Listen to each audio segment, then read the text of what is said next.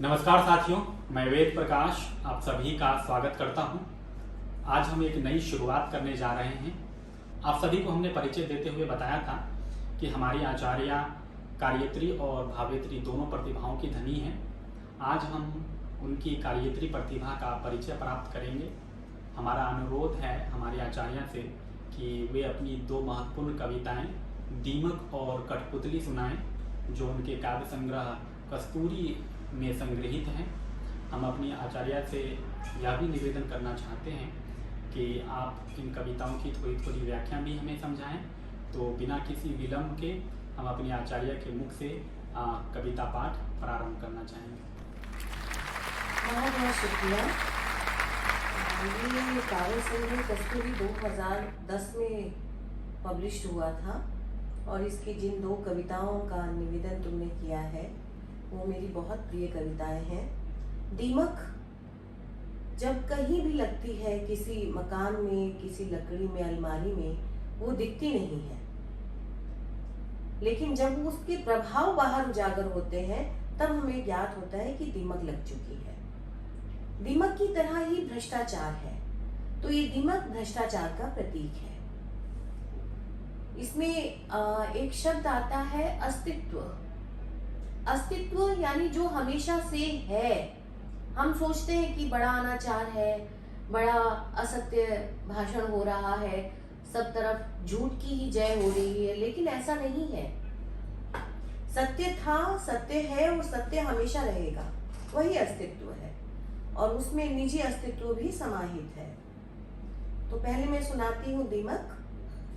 मैं लड़ाई लड़ रही हूँ अस्तित्व के नाम की, जबकि मुझको यह पता है ढहना मेरा ही बस तय है। क्योंकि जो लड़ाई लड़ता है, जो सबसे पहले आगे कदम बढ़ाता है, उसे सब कुछ अपना दांव पर लगाना पड़ता है, जीवन भी अपना दांव पे लगाना पड़ता है, तभी इतिहास का निर्माण हो सकता है। जैसे अंधा युग बहुत महत्वपूर्ण कृति है डॉक्टर धर्मवीर भारती की। उसमें कृष्ण के संदर्भ में वे कहते हैं कि जब कोई व्यक्ति अनासक्त होकर चुनौती देता है इतिहास को, उस दिन नक्षत्रों की दिशा बदल जाती है। यानी अनासक्त होकर, सब कुछ दांव पर लगाकर, सब कुछ से अपने आप को मोड़कर जब कोई व्यक्ति चुनौती देता है इतिहास को, कि हम कहते हैं ऐसा ही इतिहास था, ऐसा ही रहेगा, नहीं, प्रतिक्षण बदला जा सकता है। तो इसमें भी वही बात है कि मैं लड़ाई लड़ रही हूँ अस्तित्व के नाम की, जबकि मुझको यह पता है ढहना मेरा ही बस तय है। फिर भी कोशिश जाग रही है अंतहीन परिणाम की, मैं लड़ाई लड़ रही हूँ अस्तित्व के नाम की। अंधकार में गुम है दीमक, पाँव से धड़ तक भर आई, आधे अंग में मेरे दीमक। यानी पूरा शरीर, और ये शरीर किसका प्रतीक है? व्यवस्था का। नीचे से ऊपर तक पूरा शरीर दीमक से भर चुका है, यानी पूरी व्यवस्था में भ्रष्टाचार परिव्याप्त हो चुका है। लेकिन क्या बचा है? मस्तिष्क बचा है, इसलिए धड़ का प्रयोग किया है।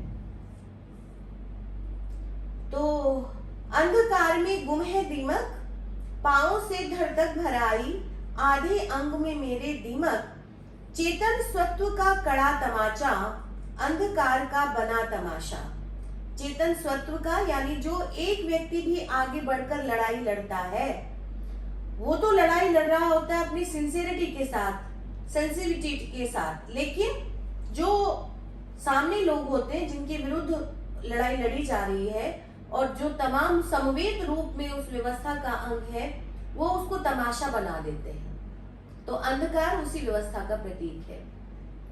दिखती कहाँ किसी को है यह, सबको यूं ही चाटे निर्भय, पार किसी ने कब है पाया, सबको इसने है भरमाया। मरती नहीं किसी दवा से, रुकती नहीं किसी दुआ से, नीचे से ऊपर चढ़ती है धीरे धीरे सर में दीमक।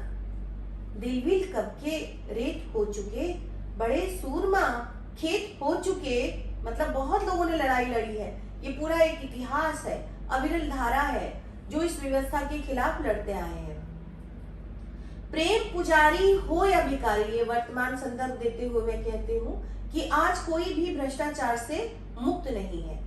प्रेम पुजारी हो या भिखारी, ब्यूरोक्रेट या सत्ताधारी, व्यभिचारी छल छबीला, सबका प्यारा रंग रंगीला, अभिनेता या अभिनेत्री हो, पांव पसारे कुर्सी धारे, तंत्री संतरी या मंत्री हो, नेता भले क्रांतिकारी हो या बेचारा खद्दरधारी, सब रेत के ढूंढ बने हैं, सबको दीमक की महामारी। साहित्यकार या पत्रकार हो, क्योंकि अगर मैं अपने आप को अलग कर लेती हूँ तो एक तरह का भ्रम पैदा करती हूँ। हम भी इसी व्यवस्था के उतने ही अंग हैं जितना और कोई, जितना दूसरा भ्रष्ट है हम भी उतने ही भ्रष्ट हैं, जब तक कि हम आगे बढ़कर उस भ्रष्टाचार को अपने जीवन से निकालने का प्रयास नहीं करते। साहित्यकार या पत्रकार हो, सिने तारा या फिल्मकार हो, जज वकील या हो अपराधी, सबको दीमक की है व्याधि। वो सन्यासी या हो साधु, हम कहते हैं कि आध्यात्मिक जगत में सब निरपेक्ष हो जाते हैं, लेकिन पूरी एक लंबी श्रृंखलाएं हमने देखा है कि कैसे लोग भ्रष्ट होते हैं, सन्यासी होकर भी, साधु होकर भी, भैया बाबा बापू होकर भी। तो इसी बात को रेखांकित करते हुए कहा है मैंने, हो सन्यासी या हो साधु, भैया बाबा या हो बापू, दीमक सब में भरी पड़ी है, कुंठित सबके मन हो चुके, रेत जहन में अटी पड़ी है, कि उनके हृदय में, जहन में रेत भरी हुई है, संवेदना समाप्त हो गई है। दीमक की महिमा अनंत है, कैसे कब कहां अंत है, जान सका ना अब तक कोई, दीमक में मैं भी हूं कोई, फिर भी कोशिश कर रही हूं, अंतहीन परिणाम की मैं लड़ाई लड़ रही हूं, अस्तित्व के नाम। तो ये कविता की दीमक। अब मैं दूसरी कविता जिसका आपने आग्रह किया है, कठपुतली, उसका पाठ करना चाहूंगी। और कठपुतली क्या होती है, हम सभी जानते हैं कि काठ की पुतली जिसका सूत्र दूसरे के हाथ में होता है, जो अपने आप नहीं नाचती, उसको दूसरा, जिसके हाथ में उंगलियों में जिसका सूत्र, उसका सूत्र होता है, वही उसको नचाता है। तो बुद्धिजीवी जिस समाज के, जिस देश के, जिस राष्ट्र के कठपुतली बन जाते हैं, उस राष्ट्र का वही हश्र होता है जो हमारा हो रहा है या जो हमारा वर्तमान में है। तो बुद्धिजीवी वर्ग को ही मैंने कठपुतली कहा है और मैं इस वर्ग में अपने आप को शामिल मानती हूँ, इस वर्ग का अविभाज्य अंग हूँ। इसी संदर्भ में कविता मैंने की है, कठपुतली। हम शोभा का सामान हुए हैं, यानी हम व्यक्ति नहीं रह गए हैं, सामान हो गए हैं। जैसे डेकोरेट करते हैं हम चीजों को, डेकोरेशन में हम लोग प्रयोग करते हैं, वैसे ही हमारे नाम, बुद्धिजीवियों के बड़े बड़े नाम डेकोरेशन के लिए प्रयोग किए जाते हैं। सजते हैं ऊंचे मंचों पर, प्रदर्शनी का नाम हुए हैं। हम जानते हैं कि फलाने का भाषण है, हम लोग एकत्रित हो जाते हैं, फलाना बुद्धिजीवी आने वाला है, हम लोग वहां पर पहुंच जाते हैं उसकी बात सुनने के लिए। लेकिन उनका वास्तविकता से कितना संबंध है और वो क्या वास्तविकता में करते हैं, यथार्थतः उनका क्या परिणाम होने वाला है उनके चिंतन का, और यथार्थ में क्या परिणाम प्राप्त होते हैं, ये सब सवाल इस कविता में उठाए गए हैं। हम शोभा का सामान हुए हैं, सजते हैं ऊंचे मंचों पर, प्रदर्शनी का नाम हुए हैं, बात करते हैं जनता की, पर उसका अपमान हुए हैं, हम शोभा का सामान हुए हैं। पद, पैसा और सत्ताधारी तीनों ही माने जाते हैं हमारे यहाँ। पद के लिए दौड़, आप देखेंगे कितनी स्पर्धा है, धन के लिए दौड़, आप देखेंगे कैसी स्पर्धा, चाहे कोई सन्यासी हो वो भी धन संग्रह के पीछे भाग रहा है, और सत्ताधारी, उससे तो हम भली प्रकार परिचित हैं। तो सत्ताधारी दो तरह से काम करता है, एक तो पद और पैसे के लोभ में डालता है बुद्धिजीवियों को, और दूसरे स्वयं इन दोनों के संग्रह के लिए प्रयत्नशील रहता है। तो ये पद, पैसा और सत्ताधारी हमें नचावे है लाचारी, लोभ हमारा सूत्र बना है। अगर हम लोभी ना हो तो हम सत्ता के हाथ के खिलौने ना बने। लोभ हमारा सूत्र बना है, बंधे हुए गठबंधन में हम, कठपुतली है नाचेंगे ही, बढ़े नशे से चढ़े हुए हम। जब तक कुर्सी हमसे नाही, तब तक बात बनावे भाई। जिस दिन कुर्सी नीचे आती, खोटी नियत और बढ़ जाती। जुगड़म तिकड़म करने में हम राक्षसी अभिमान हुए हैं। हम शोभा का सामान हुए हैं, सजते हैं ऊंचे मंचों पर, प्रदर्शनी का नाम हुए। बाहर बाहर गाल बजावे, जब तक हम विपक्ष में हैं कह लीजिए, या फिर जब तक हम उस भवन से बाहर है जिसमें पूरी व्यवस्था बनाई जाती है, जो निर्णयात्मक क्षमता और निर्णय लेने की स्थिति जिनके हाथ में है, पावर जिनके हाथ में है। बाहर बाहर गाल बजावे, भीतर हो तो चरण दबावे। हम कागज के शेर निराले, सत्ता के हम ही रखवाले। बातें बहुत बड़ी बड़ी करते हैं, ये कर देंगे, वो कर देंगे, ऐसा कर देंगे, वैसा कर देंगे, लेकिन कागज के ही शेर हैं।